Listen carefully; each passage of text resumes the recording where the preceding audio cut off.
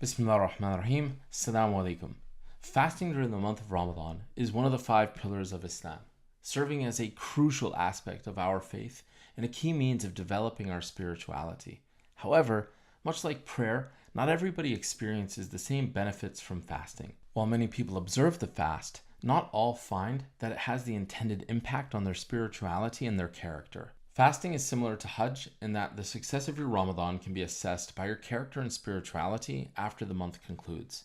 After a month of training in restraint and increasing in good deeds, it is expected that you will emerge in an improved state, one that you can build upon throughout the rest of the year. As we stated in our previous video, fasting at the most basic level is refraining from eating, drinking, and intercourse from the first sign of light until the sun is set. But there are levels to fasting. Once you've mastered refraining from these three, you should increase in good deeds as much as possible. You should also refrain from anything that is disliked, and then try to refrain from anything that's of no benefit. This means that at the very highest level of fasting, you are refraining from all evil, disliked, questionable, and frivolous acts, and that you are engaged in as many acts of worship as possible. Now, before we get into the higher levels of fasting, it's important to take steps to master the basics, because it's hard to think about increasing in good deeds when all you can think about is food and drink and how you've got headaches due to dehydration. So the first thing that you should do is try fasting before Ramadan. This is going to get your body and mind accustomed to operating without food or drink. Now, you may have gone without a meal for an extended period of time before, maybe because you were busy with work, or maybe you lacked money, but most of the time people have access to liquids regardless of their situation. And even if you've starved yourself before, doing so without the crutches of water, coffee, or other drinks is a whole other story. So you want to give yourself some time to practice, if possible. The second thing is that you need to prioritize drinking water, and as much of it as possible, the night before and when you break your fast until you go to bed. A lack of food will make you feel weak, but a lack of water can cause dehydration headaches, and those are no joke. I've had to break my fast before because of severe headaches, and most of the time it's because of dehydration. The third point is that you need to cut out sweets before Ramadan begins. Many people in our country are overweight and unhealthy, often due to a lack of exercise and poor dietary choices. We're consuming more sugar than ever, leading to widespread addiction. Discovering that you have a sugar dependency when you're fasting by experiencing a pounding headache from sugar withdrawals is not ideal. Number 4 is that when you break your fast with minimal food. Start with dates and water if you can, and then go pray Maghrib. If you're at the masjid, don't be tempted to take more than you need. 3 dates and a glass of water is more than sufficient. Number 5 is that you want to avoid overeating at mealtime. And part of this is avoiding masjid iftars if possible, especially if you can't stay disciplined. Now, many people won't like to hear this, but a lot of food served during Ramadan is unhealthy. And there seems to be a cultural tendency to focus more on feasting than on the spirit of fasting. In some cases, Ramadan can feel like an eating contest, where people indulge so much that it becomes uncomfortable during prayer, leaving them feeling overly full and even burping up the remnants of their biryani. Some individuals pile more calories onto their plate at iftar time than the average person consumes in a day.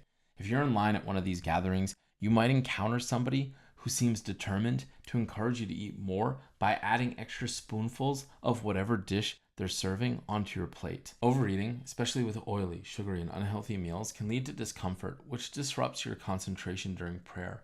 It can also make you feel tired. Although it may seem counterintuitive, such indulgence can actually make fasting more difficult. When you consume heavy meals on an empty stomach, your body struggles to process the excess, leading to sluggishness and cravings throughout the day. The more you indulge in high-calorie foods, the more your body will crave that level of intake. Muslims go on and on about how Ramadan is about getting in touch with the poor, yet they feast like kings. So when it comes time for you to have your meal, drink water first and foremost. At least 2 glasses with your meal. This is also going to help you to feel full. A good measure of how much food you should have would be the size of your fist, maybe 1.5 if you have small hands. Now, this isn't some religious verdict, this is just my personal opinion. But in my experience, you lose the spirit of fasting if you're just stuffing your face all night. Number 6 is that you should wake up before Fajr so you can have a small breakfast that the Muslims call suhoor. Now, by small, I mean a piece of toast. I usually get in a couple of dates and some water. Most people sleep through the opportunity. Some people have difficulty eating anything that early in the morning, but whatever you consume, make sure that you get in water. If you do these 6 things, you're most likely going to have a much easier time with the physical aspects of Ramadan.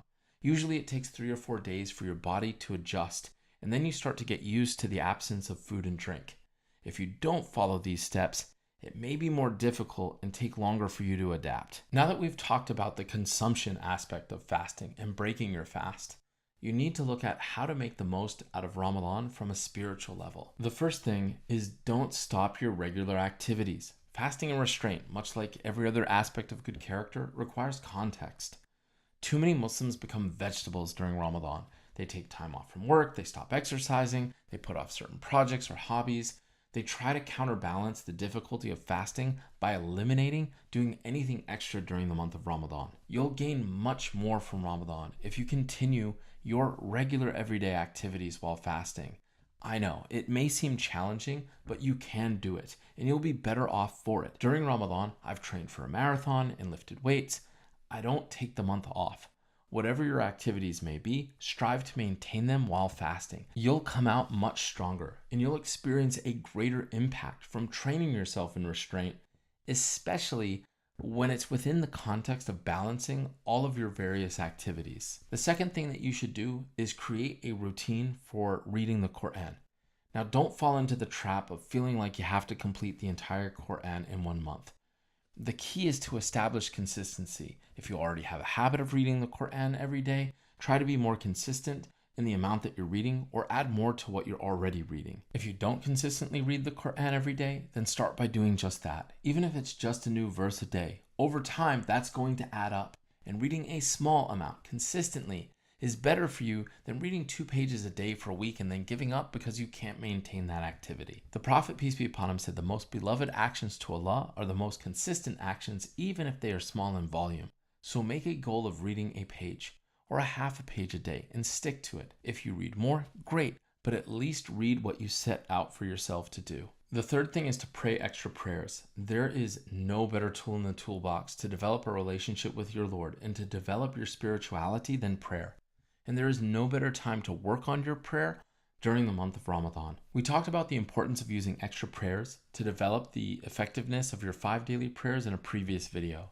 The Prophet, peace be upon him, gave us specific extra prayers that we could pray, such as 2 rakahs before Fajr, 2 rakahs before Dhuhr, 2 rakahs after Dhuhr, 2 rakahs after Maghrib, and 2 rakahs after Isha. Not only should you do these established extra prayers that the Prophet, peace be upon him, was consistent in, but you should pray more than that. As much as you can fit in throughout your day, you want to get consistent in praying to the point where you feel like the 5 daily prayers just isn't enough for you. And the fourth thing that you can do, which is an extension of the third, is to pray the Taraweeh prayers in Ramadan. Now in Ramadan, there is a special set of prayers that are prayed after Isha called Taraweeh. They are broken up into 4 prayers of 2 rakahs each, followed by witr prayer, which consists of 3 rakahs. This was a practice of the Prophet, peace be upon him, in which he would pray with the congregation non-obligatory prayers after Isha and Ramadan. The Prophet, peace be upon him, also said, whoever prays at night in Ramadan out of faith and the hope of reward, all his previous sins will be forgiven. Now this is not obligatory, and it does not have to be done in the masjid or in congregation, as the Prophet, peace be upon him, did not always do so. The number of prayers or the amount of Quran that is recited does not have to be specific. Some congregations will increase the number of prayers and shorten the amount of Quran that is recited in each prayer to make it easier for the people so that there are more breaks in between. Typically, congregations will try to read a juz or 1/30th of the Quran each night with the intent of completing the Quran in the month of Ramadan during these prayers. If all you know is Surah Al-Fatiha or Qul Huwallahu Ahad and you want to pray Taraweeh at home and repeat the same chapters over and over again, this is fine. The important thing is that you are working on increasing your prayers and the quality of those prayers as you pray. The fifth thing is that you should seek success in secrecy. Unfortunately, there's a lot of showing off in Ramadan, and while it's important to increase your acts of kindness during this month and take advantage of the many opportunities that will become available, try not to limit your good deeds to these various group activities. Instead, focus on performing acts of charity and kindness privately, as this can enhance your sincerity. During this month, Muslims often participate in numerous fundraisers featuring special guest speakers, which can sometimes turn into more of a social event than a charitable one. Instead, consider giving charity discreetly and directly to individuals in need. Remember, your acts of charity don't have to be limited to the Muslim community. There are many people in our neighborhoods who could benefit from your generosity. Pray extra prayers at home. Go pray and have iftar in centers where no one knows your name. These types of actions are extremely important because it reaffirms that you're not doing this for anyone else or so that someone can see you and praise you. Also, by doing this, you prevent yourself from attaching your faith to a specific group of people. This brings you closer to sincerity in your actions and increases the likelihood that you'll continue these activities after Ramadan. The sixth thing that you should do is to make Ramadan festive for yourself and especially for your family. If you have one, it's easy to fall into the trap of treating this just like some other obligation that you have to get over with. Over in Muslim countries, once Ramadan starts, decorations come out, lights go up. It's a very festive environment. Unfortunately, here, because Muslims are a minority community, you're not going to get that sort of feeling. You need to create it. This is especially important if you have children. There are many holidays that as Muslims we don't celebrate, like Christmas, Easter, and Halloween, which are marketed for months. You should make Ramadan something that you and your family look forward to. We should take pride in our holidays, and we should take pride in the month of Ramadan. We have the opportunity to establish our own cultural traditions. So there's no specific thing that you should do or must do, but you could do any number of things, from decorating your house, giving gifts, cooking special meals or baking desserts, playing the Quran in the house throughout the day, burning oud, or any other activity that gives this month a special feel. The seventh thing, which is a continuation of the sixth, is to celebrate Eid big time. Eid al-Fitr is the holiday that is the first day of the month of Shawwal, the first day after Ramadan ends. Again, how you do this is not as important as the fact that you make the Eid holiday a big deal. Unfortunately, many Muslims, they don't even take the day off. For my family, we have several traditions that we do depending on where we are and the time of year. Again, what you do is up to you. Just make sure it doesn't turn into another regular day. I would also avoid going to events that segregate you from your family. This is a day that you should be spending with them. So I would avoid going to some event where you're stuck with a bunch of random aunties or uncles while your spouse and children are at some other section of the event. Celebrating Eid is something that you definitely deserve if you approached fasting in the right way.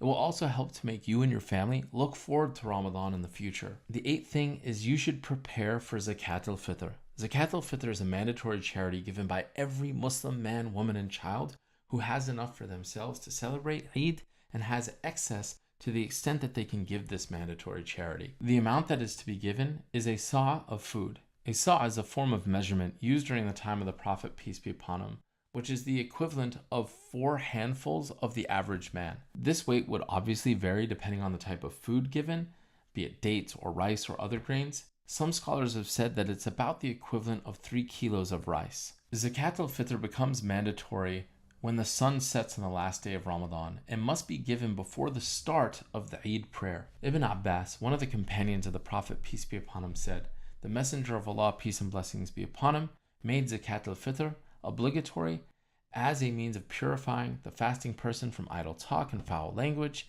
and to feed the poor.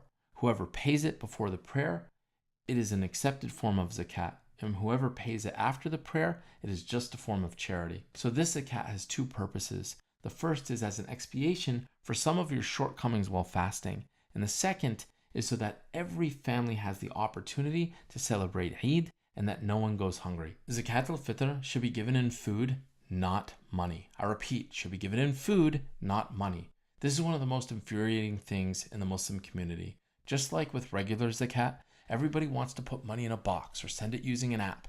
And there are multiple problems with this. The first is that the companions gave Zakat al-Fitr in food, not money. They could have given it in money, but they didn't.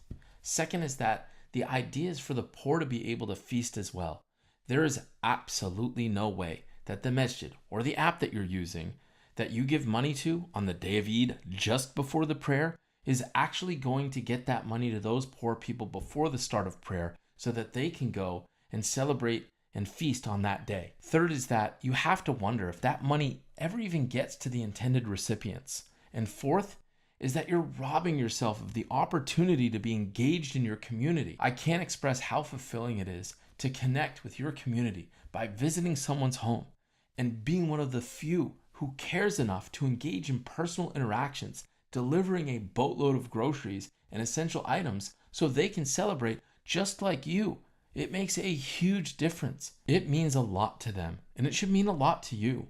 When I was in Spring, Texas, there was a sister who was crying and telling me that no one had ever delivered food to them before for Zakat al-Fitr. The Muslim community would often give me the same old excuse, oh, we don't know any poor people. The reality is not only that they're not looking hard enough, the reality is that they just don't care. Now, when I give Zakat al-Fitr, I usually give more than what's required in Zakat for myself and my family and rice. And then I'll fill up a grocery cart with additional items like pasta, chicken, and other canned goods. Now, what I mean by preparing for Zakat al-Fitr is that if you know that this is a responsibility of yours, then you need to start looking for recipients at the start of Ramadan. And don't be one of those people who says you don't know anybody and puts money in the box 2 minutes before the Eid prayer that will never reach the intended recipients in time, when the tradition is to give food, not money, and the recipients need to receive it before the prayer, not after. The ninth and last thing that you need to do is treat Ramadan like training camp, not the fight itself. And by that I mean, many Muslims will treat Ramadan like this is the one and only time of the year that you have to practice Islam. And once it's over, you get to go back to doing whatever it was that you were doing before. What you should be doing instead is treating Ramadan not like the main event, but rather the training ground for the rest of the year. You have to have the attitude that Ramadan is your opportunity to develop the habits that you are going to continue after Ramadan. This approach will help you avoid the pitfall of trying to accomplish grand deeds that you can't maintain consistently. Many people view Ramadan as the event itself. However, as we mentioned earlier, your success during Ramadan is not measured by how much Quran you read in Ramadan, or how many prayers you perform, or how much charity you give. Instead, your success in Ramadan is going to be measured by how you continue those activities and build upon them in the future.